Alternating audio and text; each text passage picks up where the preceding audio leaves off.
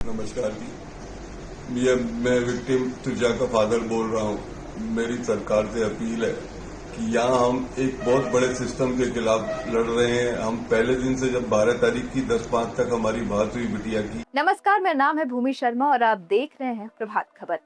भोपाल के high profile tussah Sharma संदिग्ध मौत मामले में इस वक्त की सबसे बड़ी और चौंकाने वाली खबर सामने आ रही है। फंदे पर झूलने से कुछ दिन पहले तुषा शर्मा ने अपनी सहेली को जो इंस्टाग्राम मैसेज भेजे थे वो अब सामने आ चुके हैं। इन मैसेजेस में तुषा का दर्द साफ झलक रहा है, उनकी बेबसी सामने आई है। एएनआई की रिपोर्ट के अनुसार इस मामले में अब एक तरफ जहां जांच के लिए एसआईटी का गठन कर दिया गया था, वहीं दूसरी तरफ इंसाफ के लिए तुषा का परिवार मुख्यमंत्री आवास के बाहर धरने पर बैठ गया है। सबसे पहले बात करते हैं उस आखिरी इंस्टाग्राम चैट की जिसने इस पूरे मामले में भूचाल ला दिया है। मौत से कुछ दिन पहले तुषा ने अपनी सहेली मीनाक्षी को मैसेज किया था। इस चैट में तुषा ने लिखा, मैं फंस गई हूँ यार, तुम मत फंसना, ज्यादा बात नहीं कर सकती, सही समय आने पर कॉल करूँ।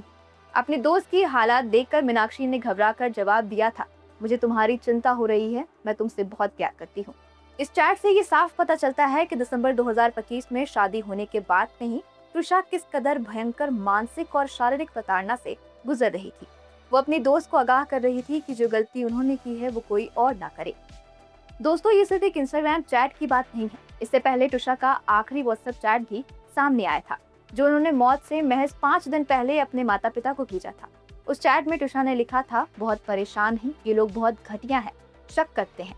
तमर्स पूछता है कि किसका बच्चा है मेरे पेट में, मुझे आकर यहाँ से ले जाओ, ये लोग मुझे जीने नहीं देंगे। ये शब्द बताते हैं कि तुषा पर किस कहर जुल्म ढाए जा रहे थे। आपको बता दें कि नोएडा की रहने वाली तुषा शर्मा की शादी दिसंबर 2025 में भोपाल की एक रिटायर्ड जज गिरिबाला सिंह के वकील बेटे तमर सिंह से की थी। दोनों की मुलाकात एक मैट्रिमोनियल साइट और डेटिंग ऐप के जरिए हुई थी। घर वालों को लगा था कि बेटी एक रसूखदार और पढ़े लिखे परिवार में जा रही, लेकिन शादी के कुछ ही समय बाद तुषा का गर्भपात हो गया और फिर 12 मई 2026 की रात कटारा हिल स्थित घर में उनका शव फांसी के फंदे पर लटका मिला। इस मामले में तुषा की शॉर्ट पोस्टमार्टम रिपोर्ट भी सामने आई है जिसमें एक और चौंकाने वाला खुलासा हुआ है। रिपोर्ट के मुताबिक भले ही तुषा की मौत फांसी लगाने की वजह से हुई हो, लेकिन उनके शरीर पर कई जगहों पर चोट के गहरे निशान पाए गए हैं। इससे मायके वालों का शक और गहरा हो गया है कि तुषा की खुदकुशी से मौत नहीं हुई है बल्कि उनकी हत्या कर दी गई है। इस बीच पिछले 7 दिनों से तुषा का शव भोपाल एम्स की मरचुरी में रखा हुआ था। अब वो धीरे धीरे डिकम्पोज यानी कि गलने लगा है। प्रशासन का कहना है कि जब तक अदालत का कोई लिखित आदेश नहीं आता तब तक दोबारा पोस्टमार्टम नहीं किया जा सकता है। इस वजह से परिवार का गुस्सा 7वें आसमान पर है। एएनआई की रिपोर्ट के मुताबिक अपनी बेटी को इंसाफ दिलाने के लिए नोएडा से भोपाल पहुंचे माता पिता और उनका भाई मुख्यमंत्री आवास के बाहर धरने पर बैठ गया है। उन्होंने वहां जोरदार प्रदर्शन किया, जिसके बाद प्रशासन हरकत में आया।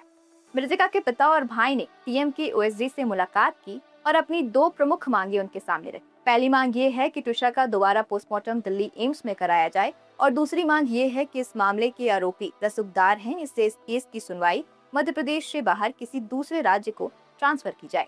मामले की गंभीरता और बढ़ते वीआईपी दबाव को देखते हुए भोपाल पुलिस ने आखिरकार रिटायर्ड जज गिरिबाला सिंह और उनके बेटे तमर सिंह पर लगे आरोपों की जांच के लिए 6 सदस्य वाली एसआईटी का गठन कर दिया गया है। एक रिटायर्ड जज और वकील के घर में एक बहू की ऐसी संदिग्ध मौत सिस्टम पर बहुत बड़ा सवालिया निशान खड़ी करती है। क्या तुषा के परिवार को इंसाफ मिल पाएगा? क्या इस मामले की निष्पक्ष जांच हो पाएगी? अपनी राय हमें कमेंट सेक्शन में जरूर बताएं। अभी के लिए बस इतना ही। असर अपडेट के लिए देखते रहें प्रभात खबर। धन्यवाद। प्रभातखबर.com, विश्वास वही, रफ्तार नहीं।